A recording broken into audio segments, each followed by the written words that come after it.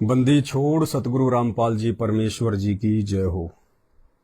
परम पिता परमात्मा, सारी सृष्टि के रचनहार, कुल मालिक, असंख्य ब्रह्मांडों के स्वामी, जगत गुरु, तीनों लोकों में प्रवेश करके सबका पालन पोषण करने वाले राजा धीराज, आत्माधार, नाथों के नाथ, देवों के देव महादेव, सर्वेश्वर महेश्वर, मृत्युंजय, अजरो अमर, आदि अनादि, सनातनी प्रभु, जगत पिता जगदीश्वर, श्री श्री 1008 की उपाधि के वास्तविक अधिकारी, अकाल मूरत, शब्द स्वरूपी राम, वासुदेव, सर्वगतम ब्रह्म, परम पूज्य, प्रथम पूज्य, परम संत, परम पुरुष, परम धनी, परम दयालु, सत्य कबीर, हक्का कबीर, अल्लाहु कबीर, अल्लाहु अकबर, अल्लाह ताला, जगत के तारणहार, जगत के मुक्तिदाता, जगत के जगन्नाथ, हारे का सहारा, हिंदुओं का राम, मुसलमानों का अल्लाह, सिखों का वाहेगुरु, ईसाइयों का मसीह, दया के सागर दयानिधि, करुणा के सागर करुणानिधि, असली मर्यादा पुरुषोत्तम, असली लीलाधर, संकट हरण, दुख भंजल, मंगल करण, कष्ट हरण, संत श्रोमणी सतगुरु रामपाल जी परमेश्वर जी के चरण कमल में लाइव वीडियो से जुड़े आप और हम सभी भाई बहनों का अनंत कोटि दंडवत प्रणाम। परमेश्वर हम सबको सद्बुद्धि बख्शे। परमेश्वर हम सबको आध्यात्मिक मार्ग में, भक्ति मार्ग में दृढ़ता और विश्वास के साथ निरंतर आगे की ओर बढ़ाए। परमेश्वर हम सबको सतलोक जाने के रास्ते में दृढ़ता के साथ में लेकर आगे बढ़े, यही हमारी एकमात्र कामना है। सभी भाई बहन जो लाइव जुड़ रहे हैं, एक बार लाइव जुड़ते ही वीडियो को ज्यादा से ज्यादा फेसबुक और व्हाट्सएप पर शेयर कर दें, क्योंकि ये विशेष एपिसोड है आध्यात्मिक प्रश्नोत्तरी का। सवाल करो, तुरंत जवाब पाओ।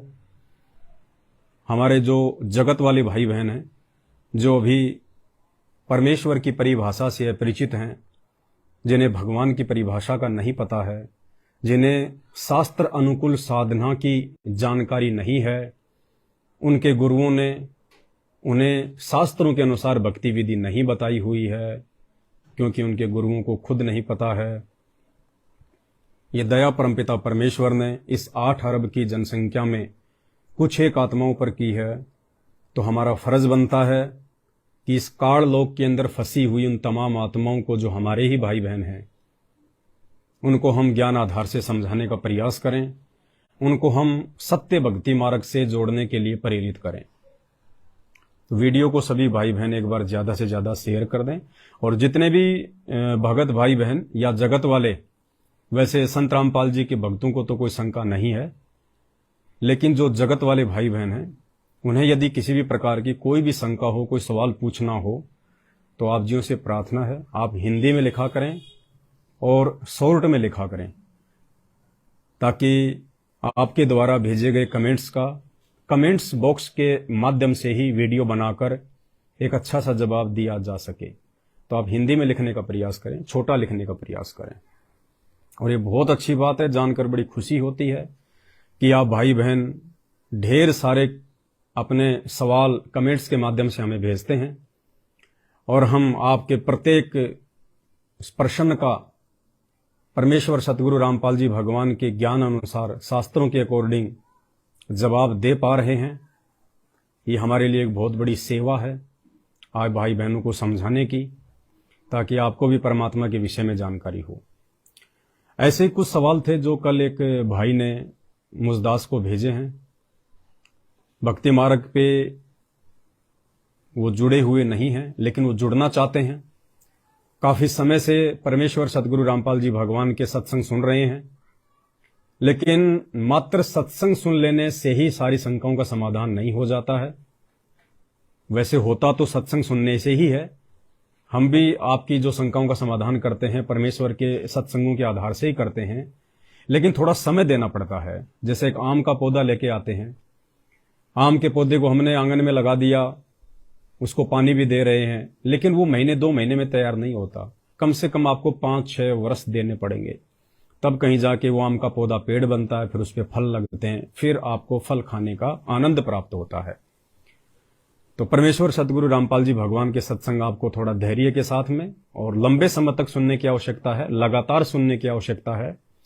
परमात्मा धरती पर है, अवश्य दया करेंगे, थोड़े में दया करेंगे यदि आप धैर्य के साथ में टिके रहे तो। सीधे अपने सवाल जवाब प्रश्नोत्तरी पे आते हैं। इनका नाम है विश्वदास जी। विश्वदास जी इनका नाम है। इन्होंने मुझे 6-7 सवाल भेजे हैं। गुरुदेव भगवान के आशीर्वाद से उनका जवाब देने का प्रयास कर रहा हूं। इनका सबसे पहला सवाल है, क्या कोई मेरी उलझन सुलझा पाएगा? बिल्कुल भाई, सतगुरु रामपाल जी भगवान ने हम आत्माओं को ऐसा ज्ञान दे दिया है, सभी धर्म के सभी शास्त्रों का सार निकाल कर दे दिया है। यदि संत रामपाल जी के भगत भी आप भाई बहनों की शंकाओं का समाधान ना कर सके, आपके सवालों का जवाब ना दे सके, तो भाई फिर धरती पे दूसरा कोई है भी नहीं संत रामपाल जी के अलावा जो आपके सवालों का जवाब दे सके। इनका सबसे पहला सवाल है, परमात्मा ने ब्रह्म को, ब्रह्म यानी काल, निरंजन, ब्रह्मा विष्णु महेश का पिता, दुर्गा का पति, उसको कहते हैं ब्रह्म, ज्योति निरंजन, क्षर पुरुष। परमात्मा ने ब्रह्म को कलयुग में ही ज्यादा आत्माओं को सतलोक ले जाने का वचन दिया था। ऐसे कई ब्रह्म आए और कई चले गए होंगे, जिसको वचन दिया होगा वो तो नहीं रहा होगा। फिर उसी ब्रह्म की व्यवस्था को बनाए रखना क्या जरूरी था? विश्वदास जी का सवाल है कि जब मैंने सृष्टि रचना सुनी सतगुरु रामपाल जी भगवान के मुख कमल से यूट्यूब पर या टीवी चैनल पर, क्योंकि सृष्टि रचना को सुने बिना तो आप कुछ भी नहीं समझ पाओगे। आप चाहे देश के शंकराचार्य हो, कितने बड़े संत महंत और मठाधीश हो, आपने चाहे सारे धर्म के सभी शास्त्र घोट के पी रखे हैं, आपको चारों वेदों का भी जो है कंठस्थ याद है, गीता जी भी आपको याद है, लाखों श्लोक भी आपको याद हैं, उसके बावजूद भी यदि आपने संत रामपाल जी के मुख कमल से सृष्टि रचना को नहीं सुना और नहीं समझा, तो आपका वो सारा ज्ञान व्यर्थ है जो आपने कई वर्ष बर्बाद कर दिए उन श्लोकों को घोटते घोटते।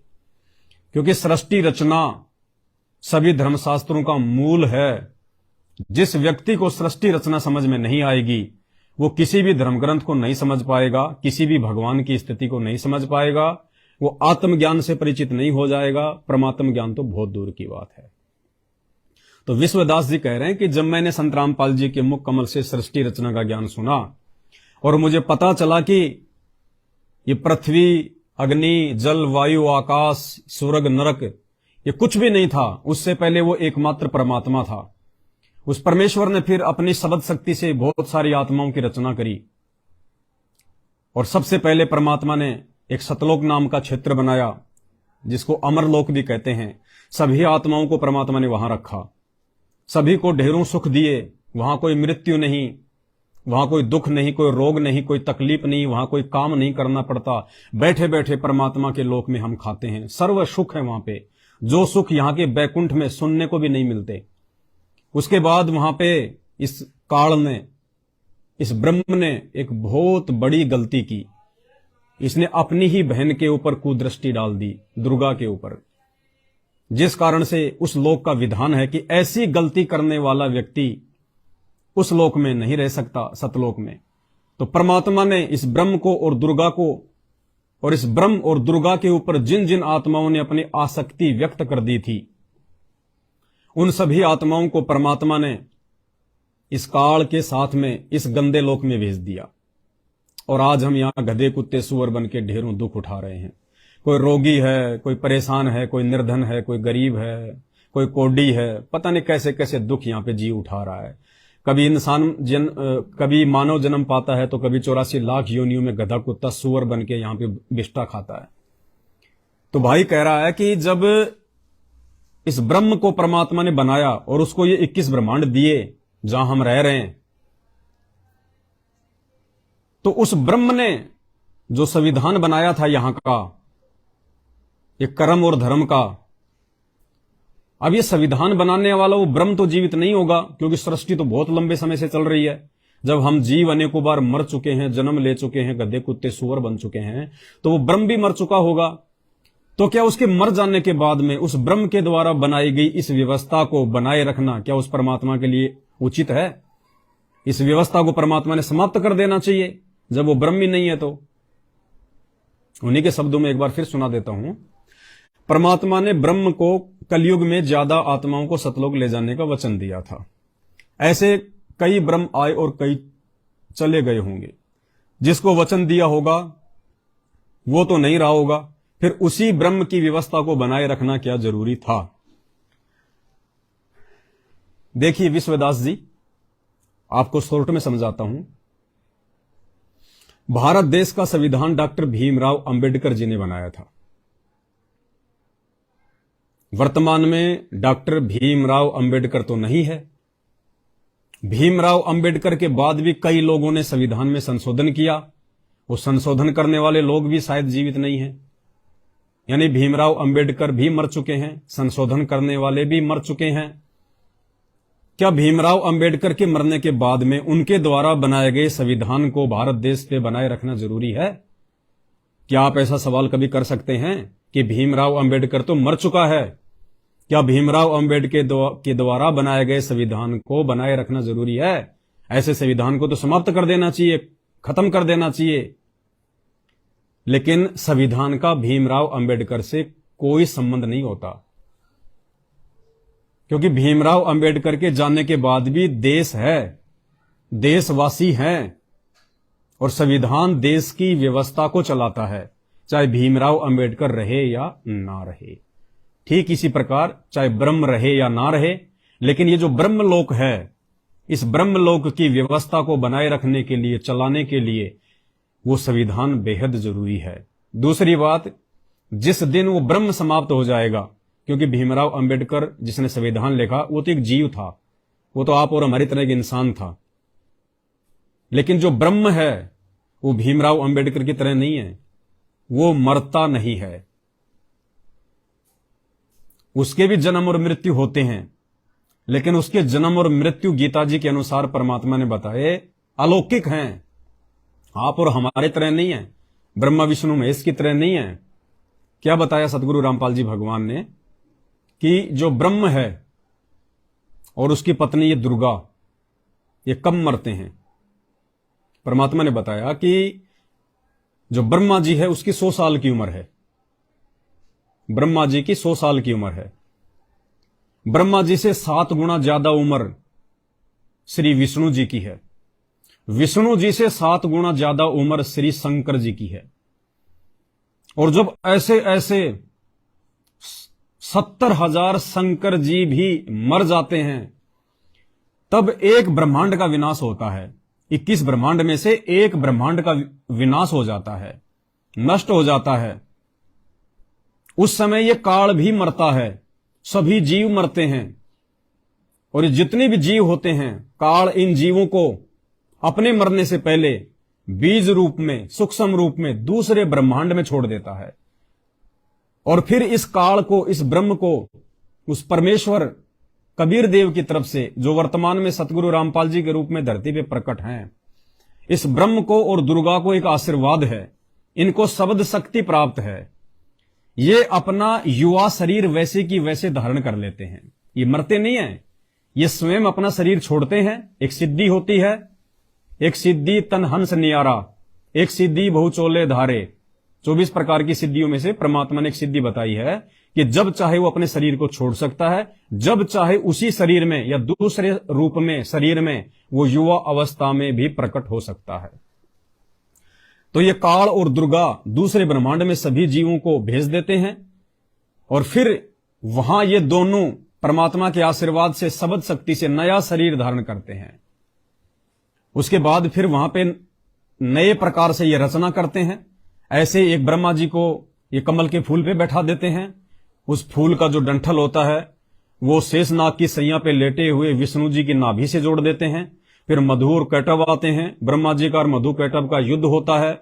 ब्रह्मा जी वहां से भाग जाते हैं, फिर विष्णु मिल जाता है, फिर शंकर जी आ जाते हैं। तीनों मिलकर उन राक्षसों से लड़ाई करते हैं। 5000 साल तक उनका युद्ध चलता है। तीनों देवता मिलकर 2 राक्षसों को नहीं मार पाते हैं। श्रीमद् देवी भागवत में स्पष्ट लिखा हुआ है इस प्रकार से फिर ये काल और दुर्गा नए सिरे से सृष्टि की रचना करते हैं। तो ये जो ब्रह्म है जिसके विषय में आपने कहा कि वो तो अब नहीं रहा होगा, फिर उसकी व्यवस्था को बनाए रखना क्या जरूरी था? वो है, वो लास्ट तक रहेगा। जब तक इस 21 ब्रह्मांड में फंसी हुई सभी आत्माएं परमात्मा के साथ सतलोक नहीं चले जाएंगी, तब तक ये काल यहां रहेगा। उसके बाद उस काल को सतलोक में लेके जाना है या नहीं लेके जाना है, ये परमात्मा का फैसला है। इसलिए इस व्यवस्था को बनाए रखना जरूरी है। और बनाए रखना जरूरी इसलिए है क्योंकि सतलोक में जो व्यक्ति गलती करता है उसको यहां 21 ब्रह्मांड में भेज दिया जाता है। 21 ब्रह्मांड सतलोक की जेल है। जैसे पहले हमारा देश भारत जब अंग्रेजों के अधीन था, तो जो विशेष स्वतंत्रता सेनानी होते थे, जो अंग्रेजों की अधीनी को स्वीकार नहीं करते थे, निरंतर वो अंग्रेजों के खिलाफ युद्ध लड़ते रहते थे, नई नई प्लानिंग वो करते रहते थे। अंग्रेजों को जिनसे ज्यादा भय होता था, तो अंग्रेजों ने क्या किया, अंडोबार निकोबार में एक जेल बना दी। और वो ऐसी जेल थी कि वहां पे खाने को मिले तो मिले, नहीं तो ना मिले। उस व्यक्ति के साथ में चाहे कितना ही दुराचार करो, वहां कोई बोलने वाला नहीं था। तो परमेश्वर सतगुरु रामपाल जी भगवान ने बताया कि ये जो 21 ब्रह्मांड है इस काल के, ये सतलोक की जेल है। जो व्यक्ति सतलोक में गलती करता है उसको यहां पे सजा के लिए भेज दिया जाता है। तो ये परमात्मा की बनाई हुई ये जो है ये एक व्यवस्था है। और ये व्यवस्था उस समय तक चलेगी जब तक वो सतलोक है, वो अमरलोक है। यानी ये व्यवस्था चलेगी जब तक कि इस काललोक में आई हुई समस्त आत्माएं वापस सतलोक में की गई अपनी गलती की सजा पूरी करके, और जब वो परमात्मा कबीर देव संत रूप में धरती पे प्रकट होता है, जैसे आज संत रामपाल जी के रूप में प्रकट है, हमें शास्त्रों से ज्ञान देके, सृष्टि रचना बता के हमें वो गलती बता रहा है कि बच्चों तुम अपनी किस गलती के कारण इस काललोक में आए हो। यहां पे जितने भी मानव शरीरधारी प्राणी हैं, जितने भी गधे कुत्ते सुअर 84 लाख योनियों के प्राणी हैं, हम सबके सब पहले सतलोक में थे, सर्व सुख भोगा करते थे। सतलोक में वो सुख जो यहाँ के ब्रह्मा विष्णु महेश को तो छोड़िए, यहाँ के काल को भी नसीब नहीं है, दुर्गा को भी नसीब नहीं है। यहाँ के स्वर्ग और महास्वर्ग से करोड़ों अरबों गुना ज्यादा सुख वहां पर सतलोक में हमें जो है वो प्राप्त था। तो परमेश्वर हमें आते हैं, समझाते हैं, काल के जाल से बाहर निकाल के सतलोक लेके जाते हैं। इस प्रकार जब तक सभी आत्माएं सतलोक नहीं चली जाएंगी, तब तक ये काललोक की सृष्टि, ये काललोक का विधान, उसकी ये व्यवस्था, उसका संविधान ऐसे ही चलता रहेगा। हमने इसके संविधान पे उंगली नहीं उठानी, हमने इसकी व्यवस्था पर उंगली नहीं उठानी, क्योंकि सारी व्यवस्था इसको परमात्मा कबीर देव सतगुरु रामपाल जी भगवान ने ही बनाकर दी हुई है। हमने ज्ञान समझ में आने के बाद में यहां से इस जेल से निकलने का प्रयास करना है। आपकी शंका समाधान के लिए सतगुरु रामपाल जी भगवान के मुकम्मल से 2 मिनट का इसी विषय को लेके कि काल मरता है या नहीं मरता है, कैसे ये नया शरीर धारण करता है, 2 मिनट का एक सत्संग सुना देते हैं। ब्रह्मा जी के 50 वर्ष पूरे हो चुके हैं, 51वां चल रहा है, वो 51 भी पूरे, शेष 49 भी पूरे होंगे और ब्रह्मा जी की मृत्यु होगी। फिर 7 ब्रह्मा की मृत्यु के बाद 1 विष्णु की मृत्यु, 7 विष्णु की मृत्यु के बाद 1 शिव की मृत्यु। ऐसे 70,000 बार ये इनकी जन्म मृत्यु एक होलेगी। किसकी? शिव की। तो उसमें 49,000 बार तो विष्णु मर चुका होगा और 49 को 7 से गुणा कर लो, 3 अरब कुछ 63 बार जो है जो ब्रह्मा मर चुका होगा। तब एक ब्रह्मांड नष्ट होगा और ब्रह्मलोक में रहने वाला ये काल मरेगा, ये इसकी मृत्यु होगी। फिर ये दूसरे लोक में, दूसरे ब्रह्मांड में चले ले जाएगा सारी सृष्टि के प्राणियों को, और वहां कर्म, परमात्मा के जो कर्म परमेश्वर ने इसके विषय में लिखा बनाया है सिस्टम, उसके आधार से ये फिर पुनर्जन्म होगा, इसका भी और दुर्गा का भी। पुनर्शरीर धारण करेंगे अपनी इच्छा से, जैसे शब्द शक्ति से। एक सिद्धि होती है जो तब से एक सिद्धि तदहंस नहीं आ रहा। एक सिद्धि होती है जो शरीर को त्याग देता है प्राणी, और दूसरा शरीर शब्द से धारण कर लेता है। ये सिद्धि शरीर त्याग देने की तो अन्यों में भी आ जाती है, लेकिन स्वयं दूसरा शरीर धारण करने की सिद्धि बहुत कम होती है। तो वो उनमें से एक इस ब्रह्मा को, इस काल को और दुर्गा को प्राप्त है। तो दूसरे ब्रह्मांड में जाकर के ये यहाँ शरीर छोड़ मर जाता है, तो ये दूसरे ब्रह्मांड में ले जाता है सारे इसको जीव प्राणियों को। वहां फिर नए सिरे से अपनी दुर्गा से ऐसे ब्रह्मा विष्णु महेश की उत्पत्ति करते हैं, फिर वहां सृष्टि क्रम को जारी कर देते हैं। अब एक ही आत्मा बार बार कैसे नए नए शरीर धारण कर सकती है, आपको यकीन दिलाने के लिए, क्योंकि परमेश्वर रामपाल जी भगवान ने जो भी शब्द बोले हैं, स्वयं ये परमात्मा है, इनसे तो कुछ भी सृष्टि में छुपा हुआ नहीं है, इनके तो आंखों के सामने चलता है जो भी घटनाएं होती हैं, इनसे कुछ भी छुपा हुआ नहीं है। लेकिन इन बातों पे हमारे को विश्वास कैसे हो, क्योंकि बात तो शास्त्र प्रमाणित है, हमारे सभी धर्मशास्त्रों में इन बातों का प्रमाण है जो परमेश्वर रामपाल जी ने हमें बताया।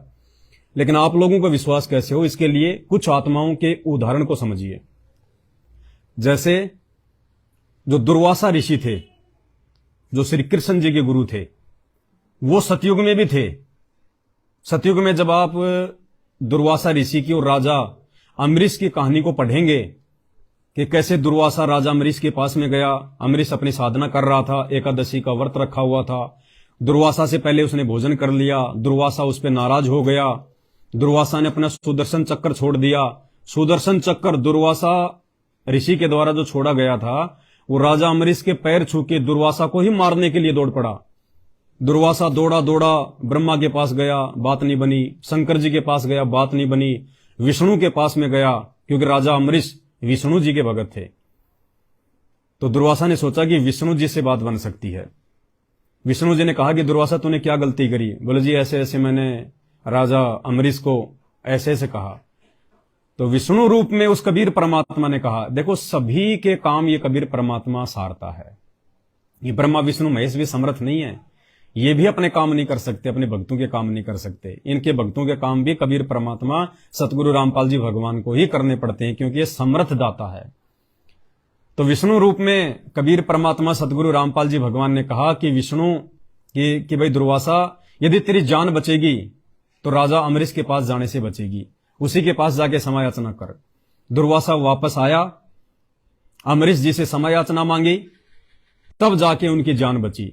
तो दुर्वासा ऋषि सतयुग में भी थे, दुर्वासा ऋषि जो है वो त्रेता युग में भी थे, और यही दुर्वासा ऋषि द्वापर में, यानी आज से 5000 साल पहले श्री कृष्ण जी के धार्मिक जो है वो गुरु भी थे, जिसने 56 करोड़ यादवों को जो है श्राप देकर मार दिया था। तो एक ही व्यक्ति सतयुग में भी था, त्रेता में भी था, द्वापर में भी था।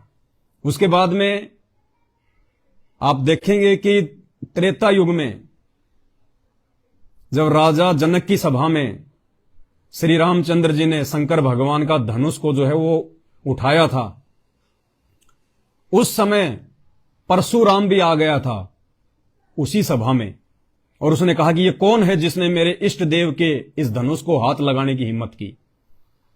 तो जो परशुराम थे वो त्रेता युग में भी थे, और वही परशुराम द्वापर युग में आज से 5000 साल पहले भीष्म पितामह यानी गंगा पुत्र भीष्म पितामह के गुरु भी थे।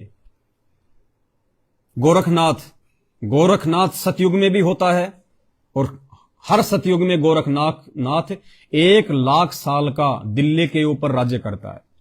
1 लाख वर्ष तक गोरखनाथ दिल्ली का राज्य करता है। वही गोरखनाथ त्रेता युग में भी होता है, वही गोरखनाथ द्वापर में भी होता है, और वो गोरखनाथ कलयुग में भी होता है। कैसे? कलयुग में गोरखनाथ ने कबीर परमेश्वर के साथ 650 साल पहले काशी में ज्ञान गोष्ठी की थी। तो ये एक सिद्धि होती है अपने पिछले जन्म की जो है भक्ति के चलते। तो जीव दूसरा शरीर भी धारण जो है वो कर सकता है। तो इस प्रकार ये जो व्यवस्था है ये परमेश्वर के द्वारा बनाई गई ये व्यवस्था है, और इस व्यवस्था पे हम भाई उंगली ना उठा के, परमात्मा ने हमें यहां से बाहर निकलने की, इस गंदे लोक से बाहर निकलने की, 84 लाख योनियों से बाहर निकलने की जो विधि बता दी, जहां जाने के बाद, सतलोक में जाने के बाद हमारा कभी भी जो है मृत्यु नहीं होगी, बुढ़ापा नहीं होगा, जिसके विषय में गीता का ज्ञान देते समय अर्जुन को गीता ज्ञान देने वाला भगवान कह रहा है अध्याय 18 श्लोक नंबर 62 में कि अर्जुन, अगर तुझे पूर्ण मोक्ष चाहिए तो उस परमेश्वर की शरण में जा, जहां जाने के बाद जीव कभी लौटकर संसार में वापस नहीं आता। और अध्याय 18 श्लोक 65 और 66 में कह रहा है कि तुझे गुप्त से गुप्त बात बताता हूं, मेरा भी इष्ट देव वो ही है कबीर परमात्मा। तो अर्जुन ने कहा कि भाई उसकी जानकारी मुझे कैसे मिले?